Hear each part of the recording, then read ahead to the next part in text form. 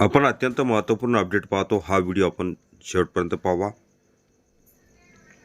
आता पदोन्नतीसाठी 25 वर्षाची वाट पाहावी लागणार नाही. वित्त राज्यमंत्र्याचे मोठे निर्देश 7 फेब्रुवारी 2026. नमस्कार मित्रांनो, चॅनलमध्ये आपले सहर्ष स्वागत आहे. तत्पूर्वी आपण नवीन असाल चॅनलला आता सबस्क्राईब करा, समोरील बेल आयकॉनला क्लिक करा. निश्चितच नवनवीन अपडेट अखिल तांबुळसर क्लासेस चॅनलमार्फत सतत आपल्याला पाहायला मिळतील. पाहूया सविस्तर. महाराष्ट्र शासनाच्या स्थानिक निधी लेखा विभागातील कर्मचाऱ्यांसाठी एक महत्त्वाची बातमी समोर आली आहे. लेखा परीक्षा विभागातील पदोन्नतीच्या रचनेमध्ये सुधारणा करण्याबाबत आणि त्यासंबंधीचा अभ्यासपूर्ण प्रस्ताव सादर करण्याचे निर्देश वित्त राज्यमंत्री आशिष जयस्वाल यांनी दिले आहेत. या निर्णयामुळे या विभागातील अनेक कर्मचाऱ्यांना दिलासा मिळण्याची शक्यता आहे. लेखा परीक्षा विभाग पदोन्नती अलीकडेच महाराष्ट्र स्थानिक निधी लेखा कर्मचारी संघटनेच्या शिष्टमंडळाने वित्त राज्यमंत्री आशिष जयस्वाल यांची मंत्रालयात भेट घेतली. या भेटीमुळे संघटनेचे मुंबई अध्यक्ष विकास जाधव, सचिव रामदास नागरगोजे आणि इतर पदाधिकाऱ्यांनी कर्मचाऱ्यांच्या पदोन्नतीमधील अडचणी मंत्र्यासमोर मांडल्या.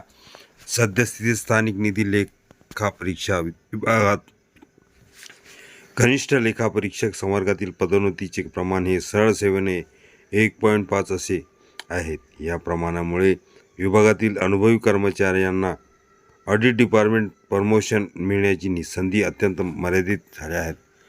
यामुळे अन्यायकारक प्रमाण बदलून ते 1.4 करावे अशी प्रमुख मागणी संघटनेने केली आहे.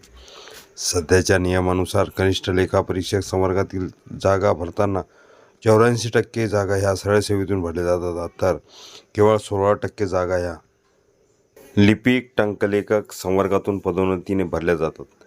सरळ सेवेतून पदोन्नतीचे प्रमाण 1.5 असल्याने कर्मचाऱ्यांनी मोठी कुचंबना होत आहे.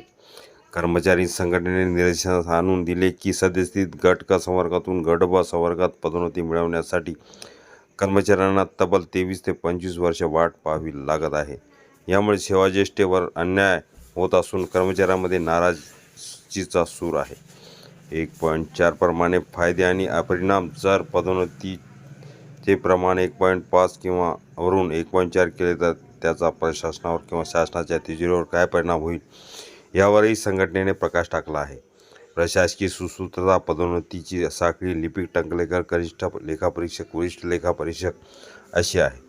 प्रमाण 1.4 केल्यास कोणताही संवर्ग ठप्प होणार नाही किंवा एकाच वेळी रिक्त होणार नाही.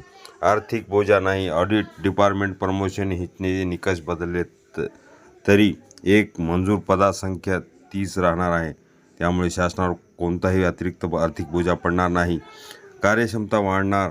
उलट अनुभवी कर्मचाऱ्यांना वेळेवर पदोन्नती मिळाल्यास विभागाची कार्यक्षमता वाढेल आणि लेखापरीक्षणाचे काम अधिक प्रभावीपणे पार पडेल.